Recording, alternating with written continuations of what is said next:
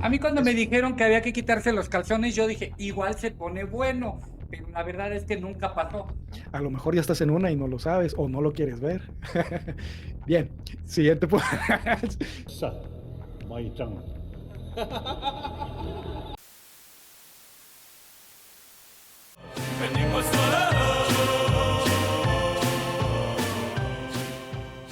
Esto es la segunda parte de sectas, enigma sonoro. Comenzamos en 3, 2, 1.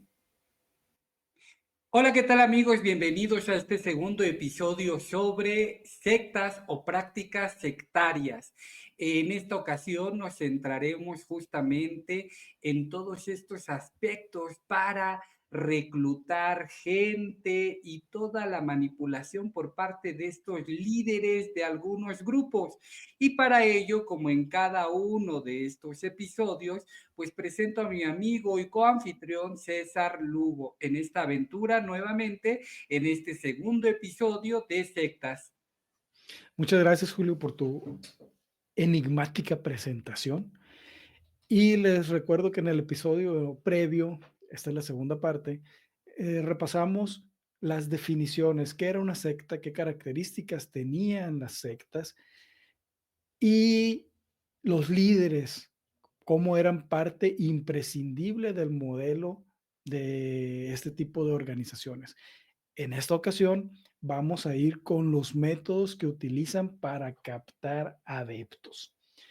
Y antes de empezar, quiero decirles que la información que les voy a presentar la saqué principalmente de dos fuentes.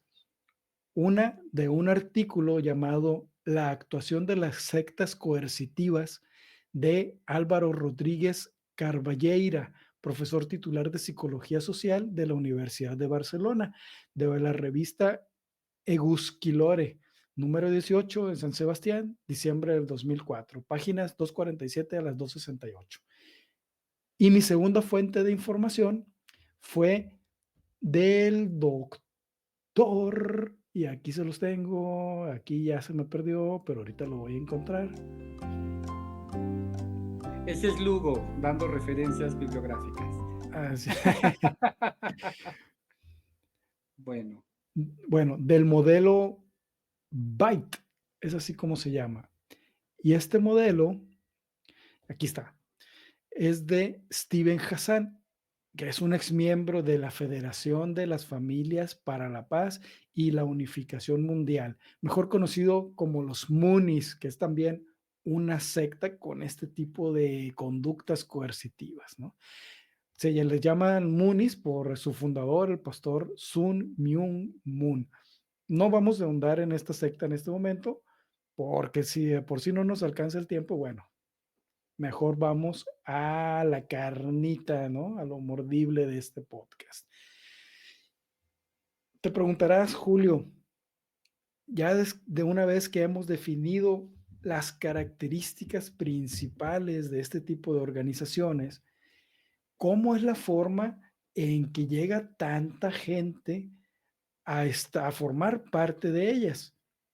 Y pues la respuesta no es sencilla, pero podemos encontrar ciertos factores en común de cómo llegan la mayoría de la gente a este tipo de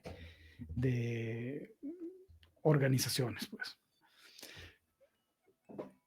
La primera de ellas es aislar les voy a llamar víctimas porque esos son, aislar a la víctima de cualquier tipo de influencia exterior. Con el aislamiento del sujeto y separación de su entorno habitual previo, las sectas coercitivas pretenden el encapsulamiento, sobre todo del mundo psíquico del sujeto, pero también de su mundo social y dentro de lo posible de su mundo físico. ¿A qué nos referimos con esto? Es común.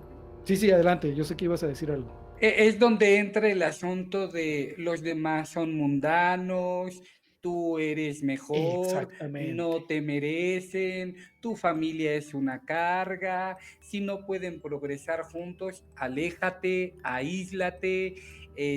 tú eres mejor persona, el desarrollo personal es individual, no los necesitas y todo este tipo de frases, por ejemplo.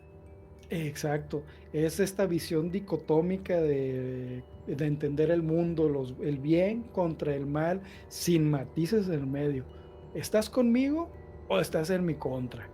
Y quisiera leerte una cita textual que encontré en este artículo y dice de la siguiente forma.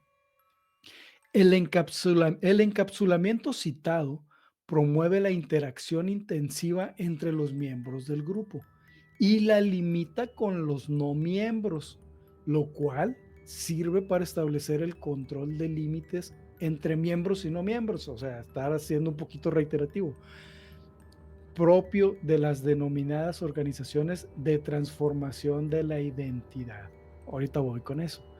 Esta separación dicotómica entre endogrupo, o sea, los pertenecientes a la organización, y el exogrupo, que son todos los demás, es uno de los pilares en los que se alienta el código maniqueo propio del pensamiento sectario, la visión bipolar de los buenos, nosotros, y los malos, ellos. Cuando una persona se halla en situación de aislamiento, su necesidad de aprobación social aumenta y se hace más vulnerable y susceptible a la manipulación interpersonal. Y te decía que es característico de las organizaciones de transformación de la identidad, que para mí suena mucho a coaching, ¿no? Donde Súmate al 1%. así es, ¿no? Y vas a ser millonario como yo. Muy bien. El segundo apartado de cómo captan adeptos este tipo de organizaciones es el control de la información. Y aquí vienen cosas muy interesantes, al menos para mí. Mediante el engaño, guardar información deliberadamente, distorsionar la información para hacerla más aceptable y mentir sistemáticamente al miembro de la secta. Es como los que dicen, como hay, no sé si habrás visto en alguna ocasión el video de un niño que es pastor evangélico y que dice, nosotros no venimos del mono. Dicen que somos de la evolución. Dicen que somos de la nada. Pero quiero decirles a todas esas personas que están pensando así o que están diciendo así, que el mono y la mona producen monitos hasta hoy. Es una concepción totalmente errónea y distorsionada de la teoría de la evolución, De ¿no? la evolución. Pero claro. trata de cambiar la idea de ellos o de hacerles entender, de darles más información. Imposible, no van a cambiar porque eso es lo que les han enseñado a ellos, que la teoría de la evolución dice que venimos de los changuitos, ¿no? Entonces, ¿por qué sigue habiendo changuitos? Es una forma muy infantil de entenderla. Muy bien, siguiente punto. Controlar la información dentro del mismo grupo, evitar que la información no sea fácilmente accesible, permitir que solamente el líder decida quién, qué y cuándo se necesita saber algo. Y a eso me refería en el episodio pasado, cuando te mencionaba que muchas de estas organizaciones tienen una estructura piramidal, donde los que lo saben todo son los que están hasta la cima de la pirámide y los que están abajo nada más obedecen los que dicen de los demás. Hay una compartimentalización de la información. No todos saben qué es lo que se quiere o cuál es el fin último de una actividad o de una orden que se da dentro de la organización. Y también es un asunto interesante el tema de cómo se entreteje una red de denuncia, porque el primer mandamiento dentro de estas organizaciones es no cuestionar o criticar, y a quien comienza a preguntar, a tener inquietudes, a dudar sobre la veracidad de la información de los liderazgos, pues el sistema está hecho para que automáticamente se denuncie y vengan a darte tu coco wash o tus sanciones o tu ley del hielo o tu serie de prácticas para ponerte tu estate quieto y que se te vayan las dudas. Así es. Y mira, ahorita que estamos con el control de la información, esto lo saqué directamente del modelo Byte que te comentaba, ¿no? Porque se me hizo que lo exponía de una forma muy didáctica, entonces me tomé la libertad de tomar ese pedazo de información y colocarlo junto con el resto de la información del artículo. Pero bueno, eso no es la única forma de evitar que sus adeptos se enteren de que los que les dicen probablemente no sea cierto, ¿no? O probablemente el que te lo está diciendo no tiene todos los elementos para emitir un juicio correcto. También se minimiza o disuade el acceso a fuentes externas de la secta. Un caso muy concreto es el de los mormones, no sé si lo sabías, pero pues viven casi, ellos sí, en una cápsula libre de influencias externas, incluidas entre ellas las de acceso de la información. Y me vino a la mente una anécdota muy curiosa. No sé si supiste que se han mandado soldados norcoreanos a luchar la guerra que está librando actualmente Putin de Rusia contra Ucrania. No sé si lo sabías. No sabía ese dato. Bueno, se mandaron soldados norcoreanos y si por algo se ha caracterizado Norcorea es su cerrazón ante cualquier tipo de influencia externa. Y ahí entra otro ejemplo pues este es un país, es muchísimo más grande que cualquier secta que conocemos, que ejerce conductas de tipo sectario. Hay un líder máximo que no defeca, que hizo 18 hoyos en uno, que es perfecto, ¿no? Y que es incuestionable. Bueno, se mandaron soldados norcoreanos a ayudar a las fuerzas rusas a luchar contra los ucranianos, y el primer choque cultural que hubo fue de que se enteraron que el internet fuera de Norcorea es libre y se hicieron adictos a la pornografía. O sea, se dieron cuenta de que existe que el mundo es más grande que Corea del Norte. Eso es lo que A mí me pasó cuando salí de casa de mi mamá también, ¿eh? Un rato me hice adicto.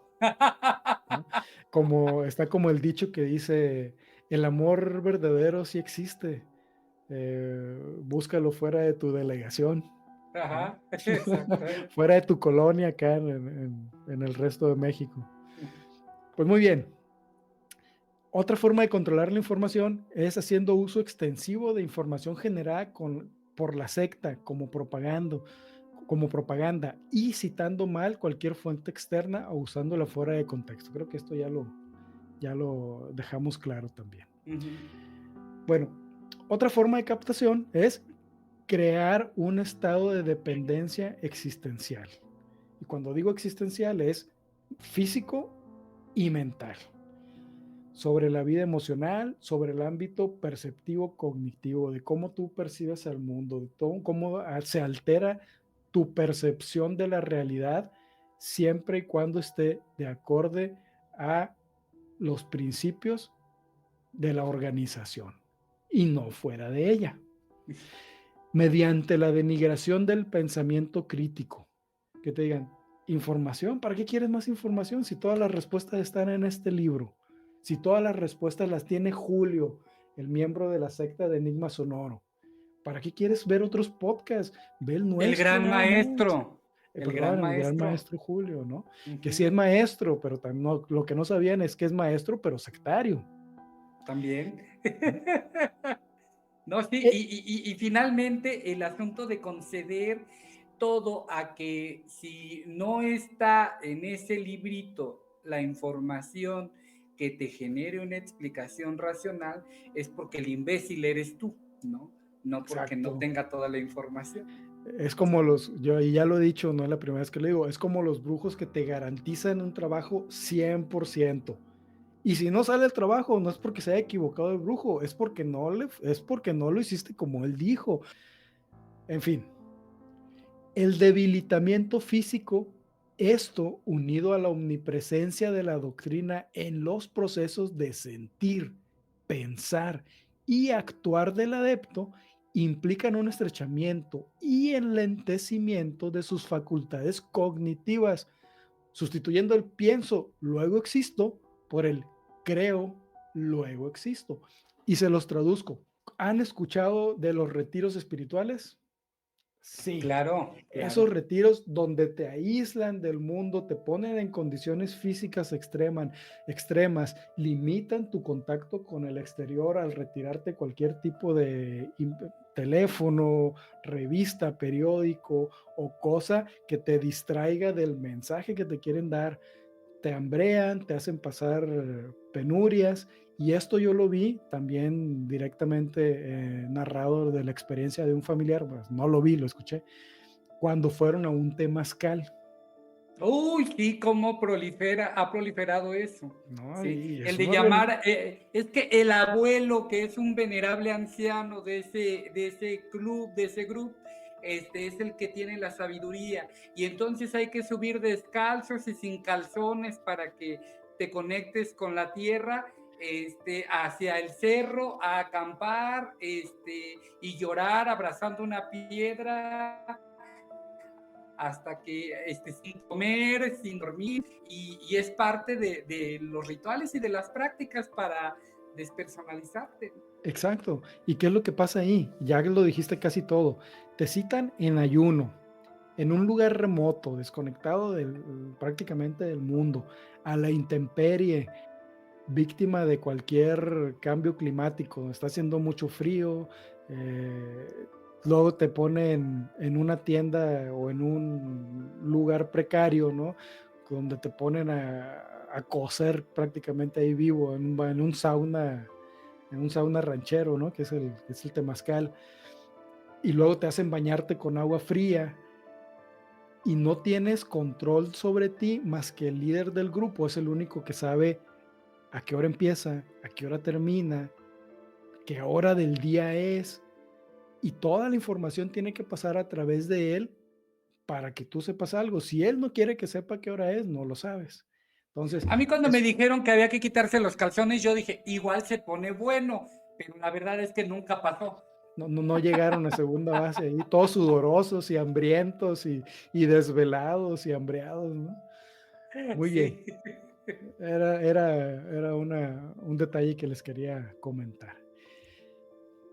Las organizaciones totales en general justifican la medida, el uso de la mentira y el engaño, alegando la protección del individuo es por tu bien y la garantía de la consecución de los ideales y fines últimos.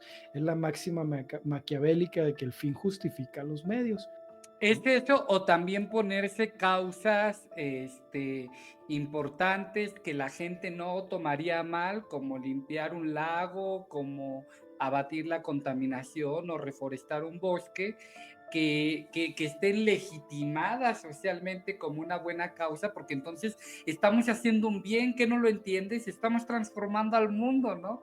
Y esto es lo que este es el pensamiento que va generando en los adeptos, pues porque terminan convencidos de que eso es lo que les otorga algo especial también a ellos, ¿no? Algo por qué luchar, y como han sido desprovistos de su identidad, pues finalmente es el camino para, ¿no?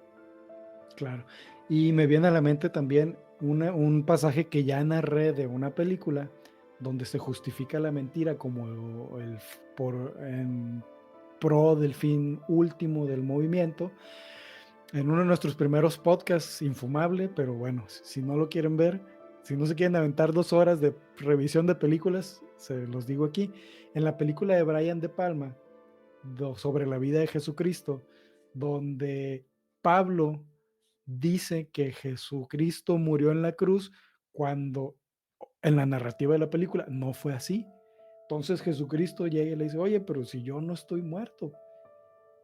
Y Pablo le dice, moriste y resucitaste. Y eso es en pro de la creencia católica, porque para Pablo el crear esa mentira justificaba justificaba el fin último de la salvación de la humanidad a través del cristianismo, pues. Pero bien, es un ejemplo nomás. Sí, claro. El siguiente punto, demanda de condescendencia e identificación con el grupo. Y aquí es donde todo individualismo es un pecado.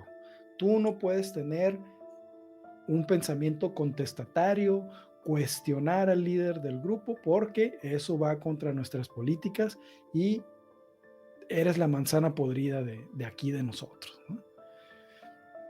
Se trata de imponer sobre los miembros el sentido del sometimiento a una identidad colectiva homogenizadora a través de la presión del líder y del grupo. Ojo, porque aquí el grupo es donde cumple una función vital.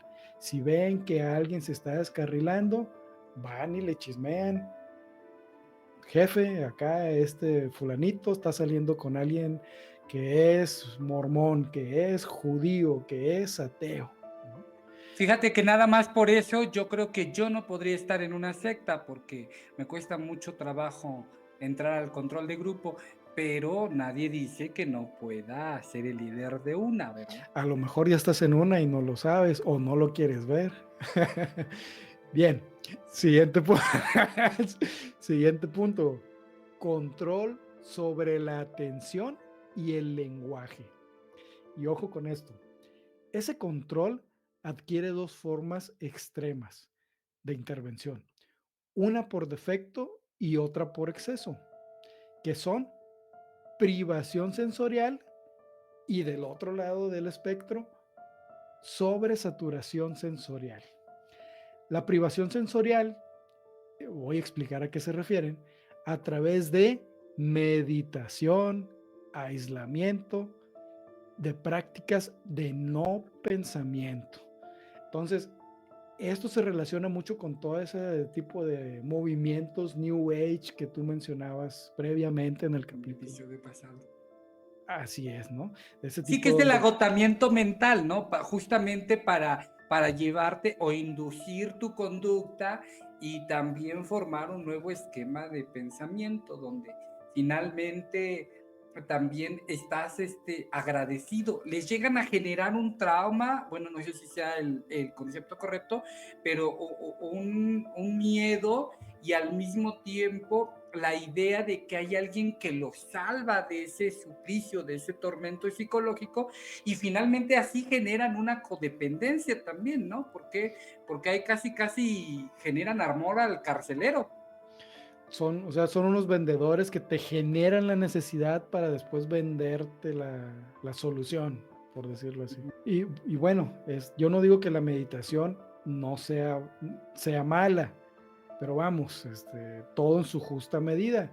Es echarte una siesta, meditar, escuchar música, pero este aderezo de decir que es una práctica que te va a llevar al siguiente nivel de conciencia, que te va a sanar físicamente, que te va a curar las heridas del pasado, etcétera.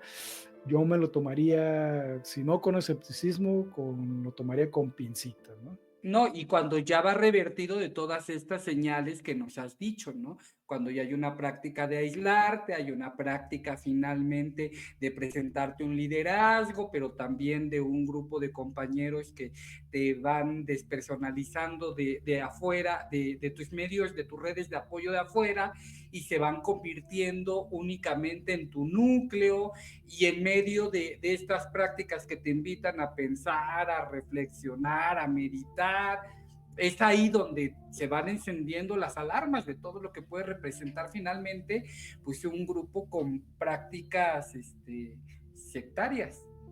Y eso, bueno, eso es en lo referente a la privación sensorial, todo este tipo de prácticas de no pienses, déjate llevar con la corriente. ¿Viste algo raro ahí en la actitud del líder? Saluda a los niños de besito como el Dalai Lama.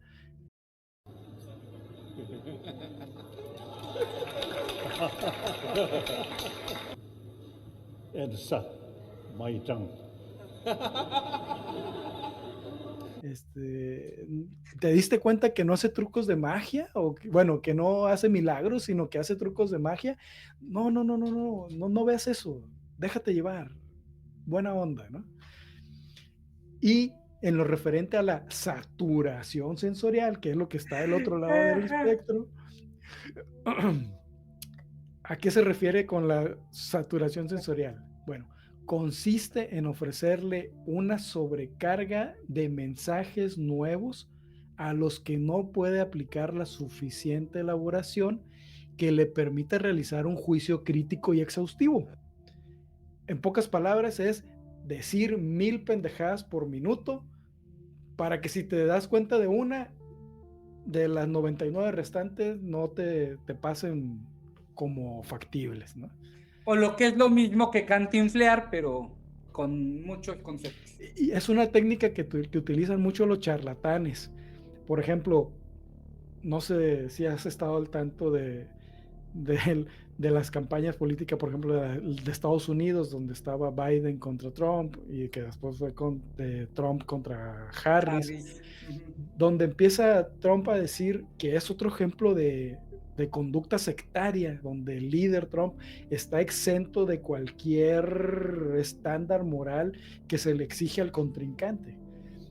Este tipo empieza a decir tontería tras tontería, tras tontería, tras tontería, y por eso es tan difícil debatir con ellos, porque te exigen que les aclares un punto cuando dicen 20 más sin sentido. Entonces, en lo que tú terminas de decir uno y ya aburriste a la audiencia, pues empieza a decir otras cosas, ¿no?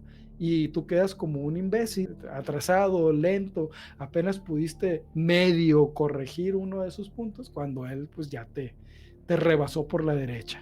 Fíjate que justamente eso lo he visto operar. Por ahí tengo en alguno de los muchos trabajos que tengo una compañera, ex íntima por cierto, que tiene a bien discutir con sarta de tonterías todo el tiempo, y lo que provoca es que generalmente gana las discusiones porque agota mentalmente al contrincante, saca tanta estupidez que de repente a la otra parte, que es racional, le resulta imposible tener que aclarar punto por punto, aparte cansado porque es excesivamente, bueno, se extiende y entonces termina por ¿sabes qué? Ahí muere y salir corriendo, ¿no?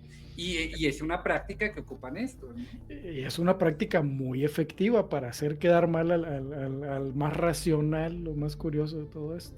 Uh-huh. Muy bien. Líder y doctrina como nuevos referentes de autoridad.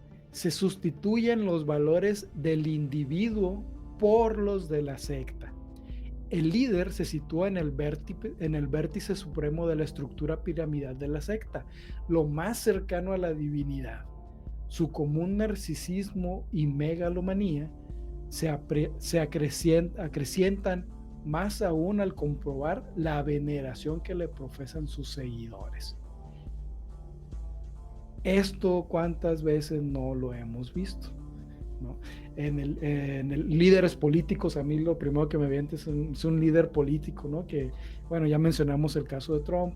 En América Latina tenemos ahí varios también que son dignos de veneración por sus seguidores, pero no somos los únicos, pues en otras partes del mundo se dan situaciones similares. En definitiva, los fines perseguidos por la doctrina justifican los medios empleados para conseguirlas, que es un punto que ya habíamos mencionado. Tantito ahí, y por ejemplo, cómo alrededor también de estos líderes lo que vamos a encontrar, pues finalmente es una narrativa de héroe, ¿no? Es alguien a quien le construyen una historia de un pasado complicado, de un gran reto en la vida, de un punto de quiebre, porque todos estos elementos en la narrativa hacen que de repente la gente lo sienta cercano, ¿no?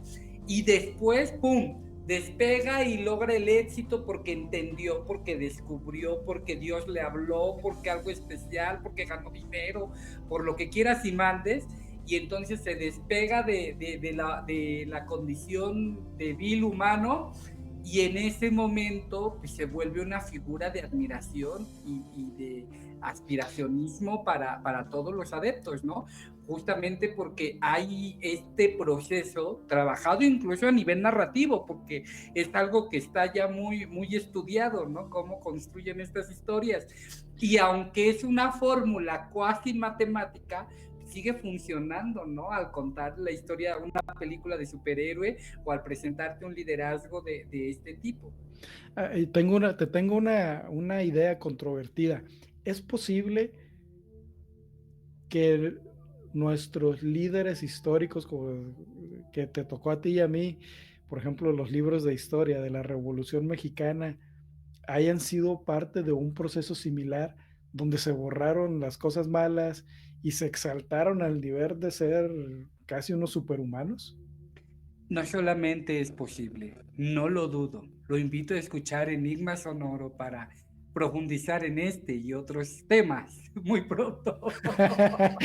Es otro de los capítulos que tenemos ahí pendientes que hemos Por estado supuesto. cocinando, ¿no? De esos líderes y sus verdaderas historias, sobre todo los mexicanos, pues nosotros somos mexicanos, por si no se nos notaba.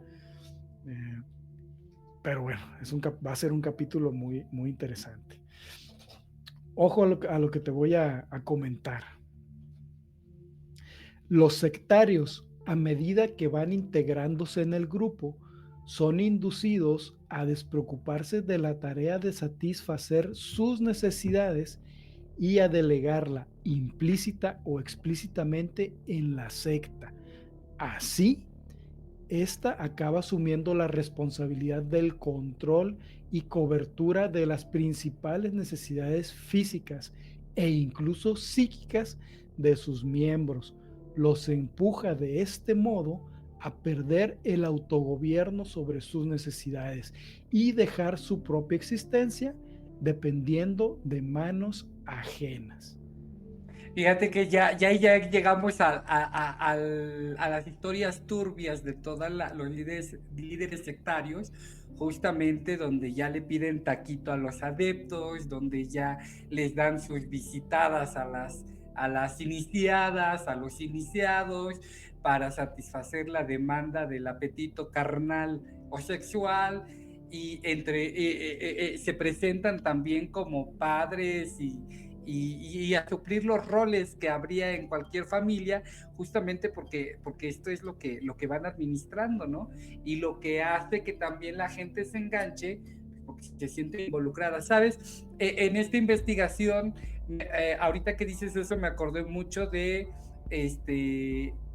Carlos Castañeda, quien escribe el texto de las enseñanzas de Don Juan, porque bueno, es todo un tema hablar del libro, muy popular en los 90, ¿no? Surgido como una tesis universitaria, salido de un lugar, de una universidad, como una investigación, y cómo esto pues se vuelve una secta también, ¿no? Y bueno, hay todo un tema y una historia ahí con Carlos Castañeda, pero justamente hablaba de esto, de cómo empieza él a cumplirle ahí a sus mujeres, pues para tenerlas bajo el control, ¿no? Y a suplir el rol de padre, de hermano, de amigo, de pareja sexual, para preservar el control del grupo.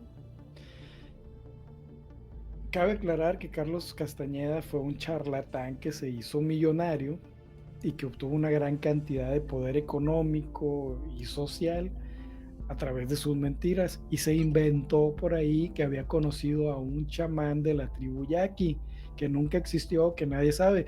Y si alguien no ha ido a Sonora o partes de Arizona donde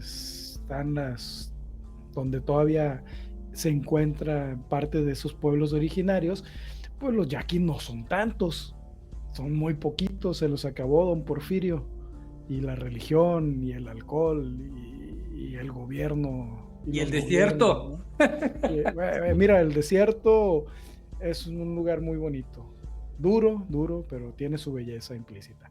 En fin, decía que Carlos Castañeda fue un charlatán y se salió con todo, y a esto, y con ese punto que mencionaste, con este tipo, me vino a la mente otra de las cosas que leí en estos artículos, que era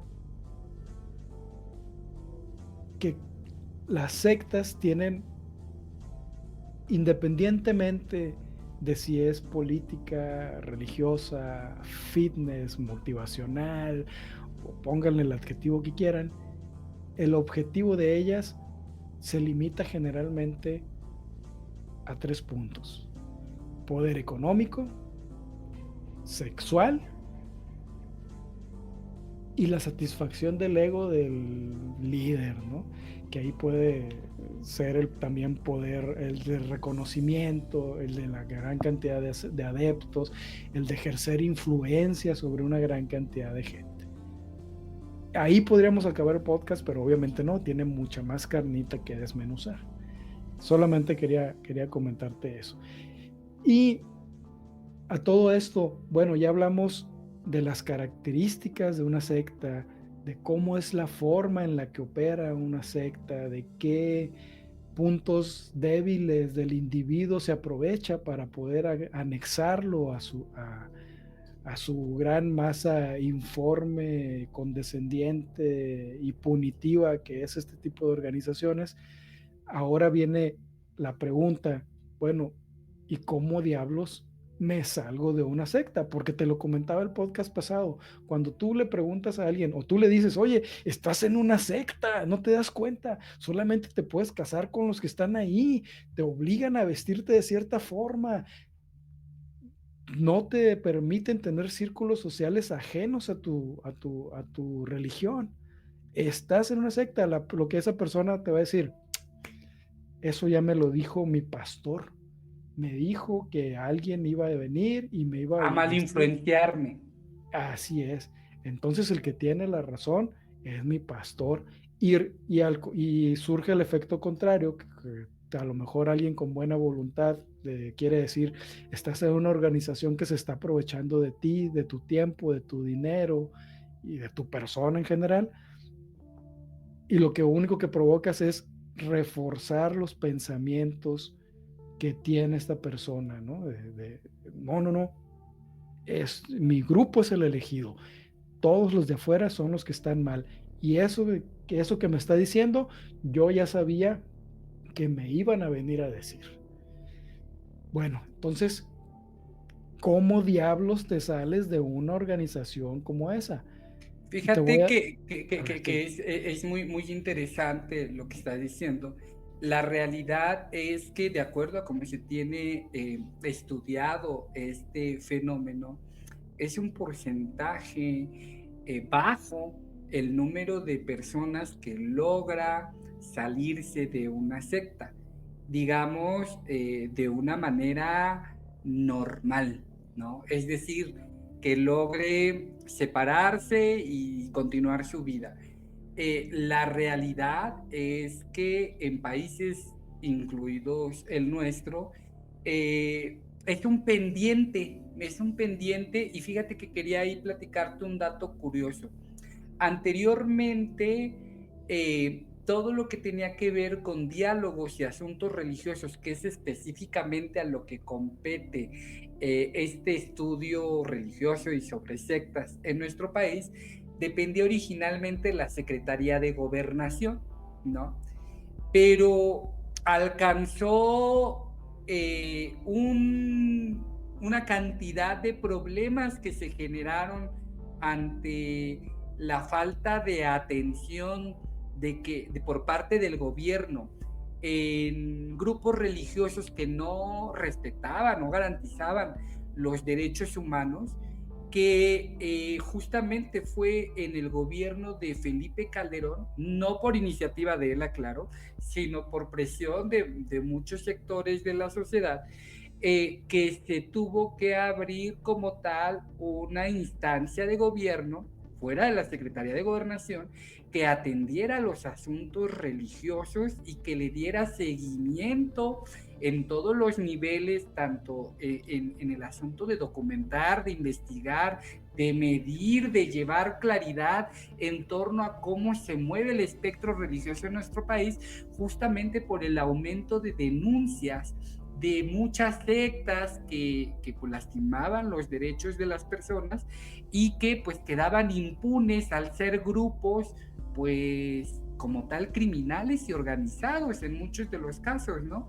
Entonces, ante este fenómeno se tuvo que abrir como tal una dependencia que ya es como tal la Comisión de Asuntos y Diálogo Religioso, que es la responsable de coordinar, de estudiar y de darle continuidad a este fenómeno. Y lo que ellos dicen, o al menos los números que han presentado, pues es que sí es difícil salir de estos grupos, más porque implica la voluntad del sujeto. Un sujeto que, aunque tiene derechos, ya no los reconoce porque se ha desprovisto de su humanidad para ponerla al servicio de estos liderazgos, ¿no? Y en ese sentido, pues mientras la gente esté por su propia voluntad, es complicado que se lleguen a dar las denuncias. Ahora, quien logra salirse realmente también cruza una odisea, porque hablamos de que es multifactorial el tipo de prácticas sectarias que existen, ¿no? A lo más, pues puedes enfrentarte al hecho de que te distanciaste de tu círculo social y es difícil recuperar la vida cuando ya le concediste en tiempo, dinero y digamos a nivel afectivo, pues una parte de tu vida a un grupo, ¿no? Y retomar tus amistades y tu dinámica como era antes te va a costar trabajo. La mayoría de la gente se queda en los grupos justamente por esa condición, porque ya no encuentra vida o ya no entiende la vida sin este elemento de las sectas, ¿no? Fuera de creo que un gran ejemplo de esto que acabas de mencionar son los testigos de Jehová,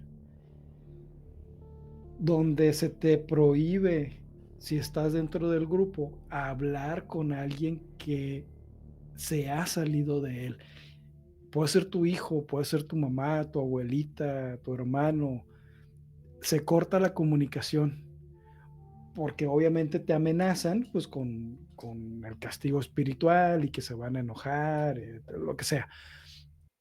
Pero esta táctica de coerción es bastante efectiva porque una vez que ya lo dijiste tú, una vez que te han aislado del mundo, que has perdido contacto con el resto de la humanidad prácticamente, que toda tu vida está dentro de ese círculo, el salirte es perderlo todo.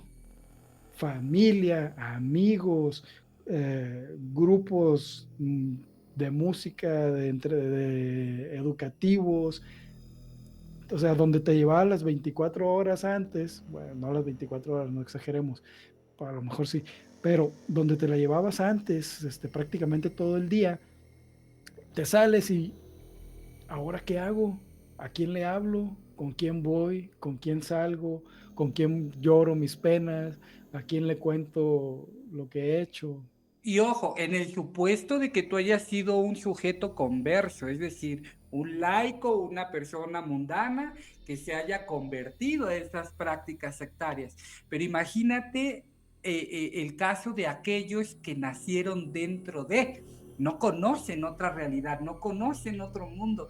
Obviamente salir es una idea que consideran imposible, ¿no? Al menos que llegue un hecho disruptor que les permita ver que la vida existe de otra manera, como los soldados de los que nos ponías el ejemplo hace rato, ¿no? Pero la realidad es que es muy complicado, ¿no? Por ejemplo, fíjate, recuerdo hace no mucho un canal de Mr. Doctor, que es un youtuber también, hablaba en una sección que él tiene de una secta fitness, ¿no? Donde el caso de una paciente que se le presenta a él, donde hace toda una narrativa de cómo ingresa a un grupo en el gym. Originalmente va porque es gordita, le dicen que va a dejar de ser gordita, pero desde el inicio le ponen así como un apodo, ¿no? Es así, le agregan a un grupo de WhatsApp de las puerquitas, ¿no? Entonces, o sea, ya de entrada, cuando estás gordita y te agregan al grupo de WhatsApp de las puerquitas, ahí están trabajando toda tu psicología para lacerar tu autoestima, ¿no? Y entonces empiezan ahí a darles retos, a comprar entrenamientos multivitamínicos, todo con el objetivo de darle a ganar al coach, ¿no? Y él empieza con estas prácticas vejatorias hacia la autoestima de la persona, y le fue muy difícil salir, y sale lastimada, pues porque ya le habían dicho que era un puerquito, no veía resultados pronto, estaba malnutrida, con severas afectaciones a la salud.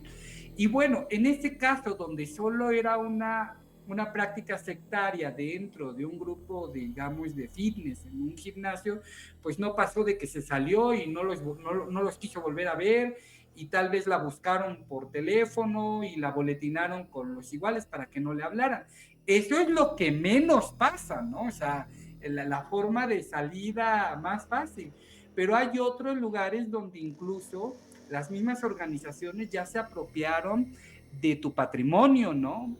Por ejemplo, uno de los perfiles también que muchos grupos organizados de este tipo reclutan de personas es el buscar a gente soltera, de cierta edad, aislada de la familia, sola, y trabajan muy bien el hecho de que des tu patrimonio, tu casa, tu carro, lo que ganas del trabajo, cuando renuncian a los trabajos y se incorporan de lleno a estas organizaciones. Ahí la salida es técnicamente imposible. ¿Sales a qué? Ya no tienes patrimonio, ya no tienes dinero, ya no tienes familia, ¿no? Entonces es verdaderamente complicado. Justamente por eso ya hay dependencias del gobierno, porque lo ideal sería pues levantar una denuncia, ¿no? Pero pues sabemos también todas las implicaciones que tiene, y desafortunadamente cómo se dan estas situaciones con nuestras autoridades. Pero pues habría que intentar. Claro. Y yo aquí te voy a mencionar cuáles son las formas de salir de una secta. ¿Ok? De forma voluntaria, por la propia iniciativa del sujeto. Y fíjate, curiosamente, te digo que es del artículo de psicología del profesor de Valencia, de Barcelona, que encontré. Uh-huh. Y dice que hasta el 70% de las personas salen por iniciativa propia de la secta. O sea, la gran mayoría de la gente se da cuenta que está en una secta y dice, no, Incongruencia. hasta aquí vámonos.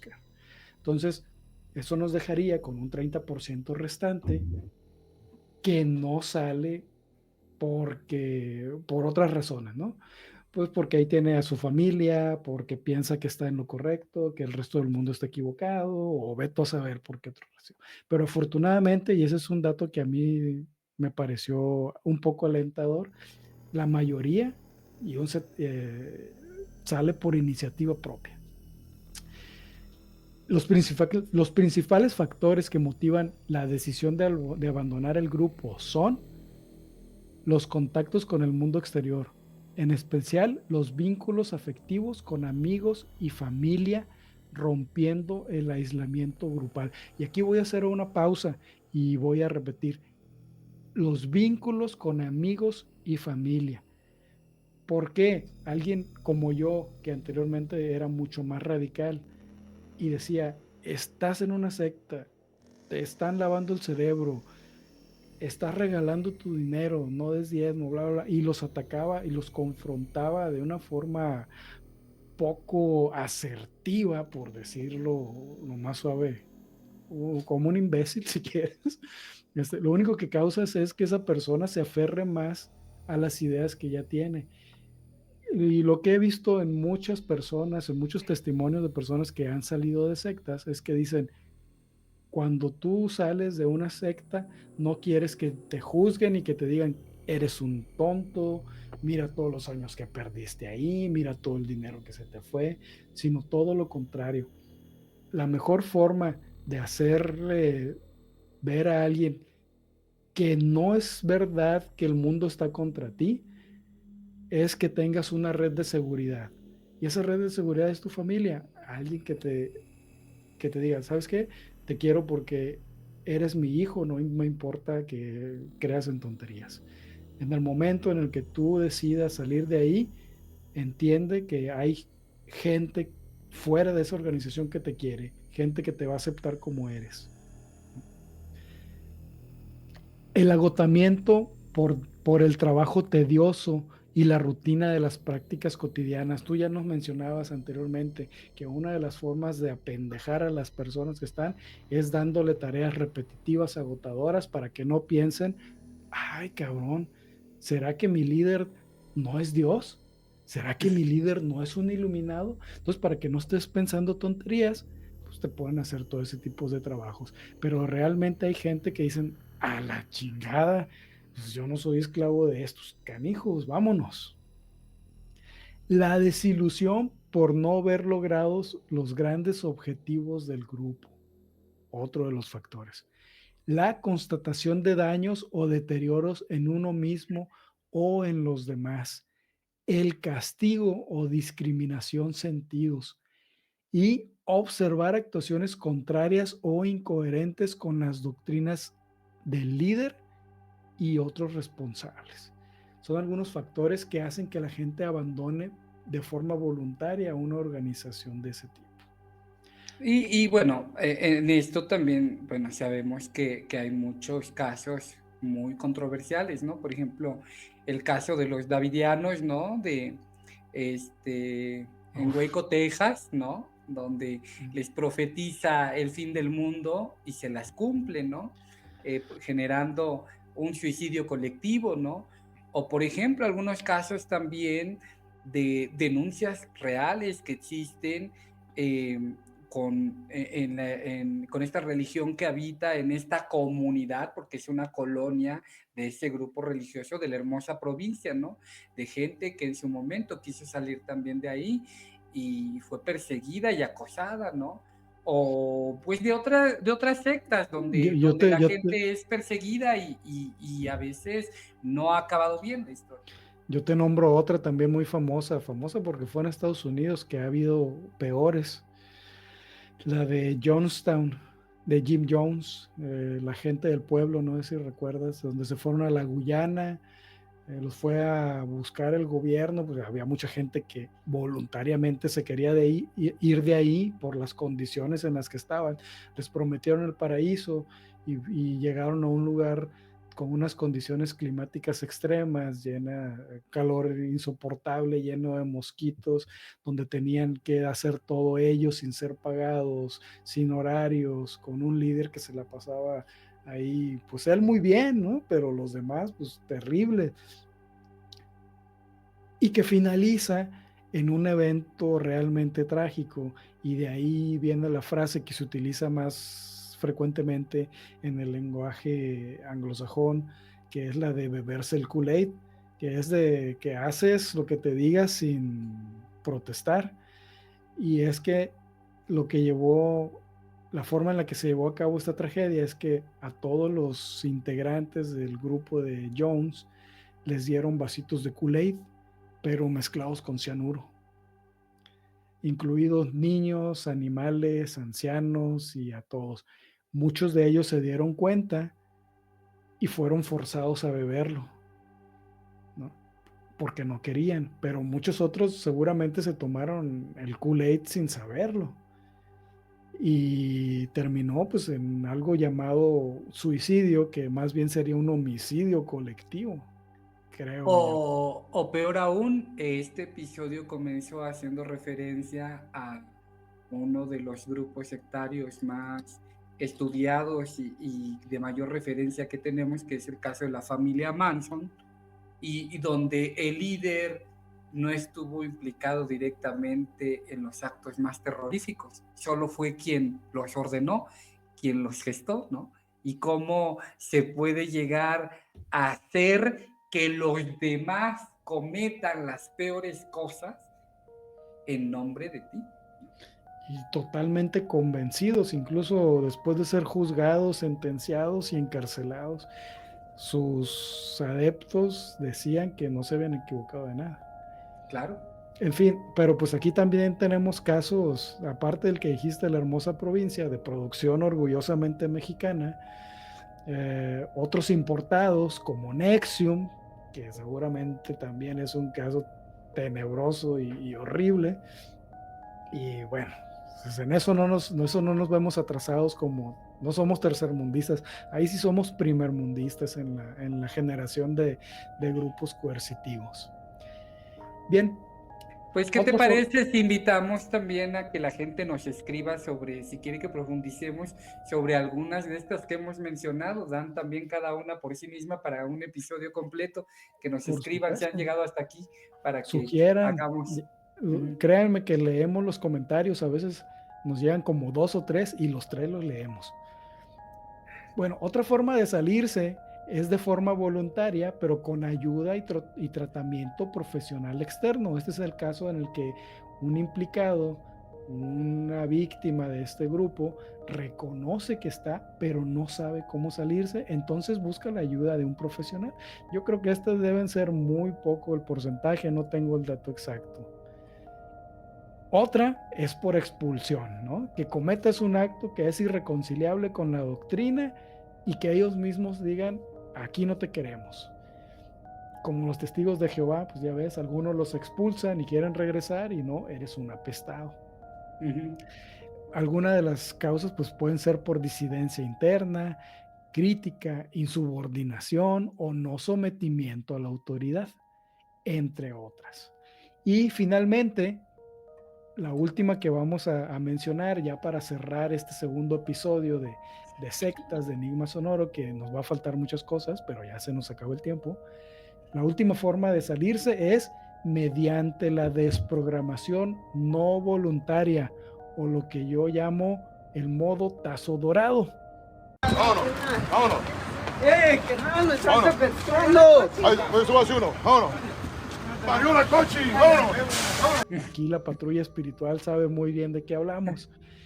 Requerirá el uso de medidas coercitivas al margen de la voluntad del sujeto, dado que implica su retención o secuestro, aunque lo haga su propia familia y como último recurso, bajo el razonamiento de ser el menor entre dos males. O sea que utilizas las mismas tácticas que está utilizando el otro, pero justificando el fin, ¿no? Es más o menos. Esta es una táctica que se desarrolló en Estados Unidos y que se descontinuó a mediados de los 60. Imagínate, aquí todavía la seguimos utilizando a mediados de los 60, porque pues, se vio que la cantidad de efectos nocivos que producía, todo era contraproducente, pues ya. Ujú. Pero aquí en México, pues ya hasta lo pusimos de moda y lo hicimos meme, ¿no? Con Yo eso de tenía que algunos cuates que luego los encerraban para no dejarlos salir con nosotros, pero no éramos una secta, pero sí muy mala influencia. pues, ya ves, con toda la buena voluntad lo hicieron esos de la patrulla espiritual, pero pues no son las formas. En contra de la voluntad de alguien, dudo mucho que sea efectivo. Y pues bueno, por lo pronto con eso damos por terminado este episodio sectario de Enigma Sonoro. Hemos dejado mucha información fuera, se los confieso, pero creo que era imposible resumirla en un momento tan corto y sin ser aburridos, que a lo mejor sí somos, pero podríamos serlo más. No se confíen. Siempre podemos caer más al averno. Así es. Ojalá que les haya gustado. Ya casi se nos acaba el año y nos queda un podcast más. Y en el 2025 iniciaremos nuestra segunda temporada. Ahí, si se fijaron, si han sido observadores, nuestra primera temporada fue generalista. No nos dedicamos a un tema en particular. Hablamos de exorcismos, hablamos de sectas, hablamos de ovnis. No nos dedicamos a un solo caso en particular, porque ese era el propósito de nuestra primera temporada, ir explorando muchas cosas. En la segunda temporada ya nos iremos dedicando a casos en concreto. Espero que puedan sugerir algunos de su particular preferencia. Julio. Bueno, pues yo quisiera invitarlos a que se den un paseo por nuestras redes sociales. Nos encuentran como Enigma Sonoro. también a que interactúen con nuestra página de internet, es www.enigmasonoro.com. Ahí van a encontrar los episodios canónicos ordenados. Y bueno, pues también que nos busquen, que comenten, que den like y sobre todo que comenten, porque eso nos ayuda a posicionar este podcast de una mejor manera en Spotify, en Amazon Music, en Castbox. Casi ya estamos disponibles en todas las plataformas digitales donde puede estar un podcast, evidentemente. Y pues bueno, los invitamos a que interactúen, a que platiquen con nosotros. Eso nos ayuda mucho para que este proyecto siga. Y bueno, pues agradecerles a esa gente que ya no se pierde cada uno de nuestros episodios, aunque sea de manera seccionada, como dice mi buen amigo desde Pachuca. No importa, pero que nos ha cobijado y que se ha vuelto nuestro fan. Les agradecemos mucho el estar con nosotros y bueno, pues mientras ustedes quieran, aquí seguimos con este proyecto, promoviendo finalmente el pensamiento crítico con este pretexto tan maravilloso que es el misterio y estas historias turbias que hay alrededor de lo que es humano. Gracias a todos. Bueno, pues esta secta llamada Enigma Sonoro ya se fue en un asteroide que pasó y se acabó. Espero que... Hasta luego, adiós.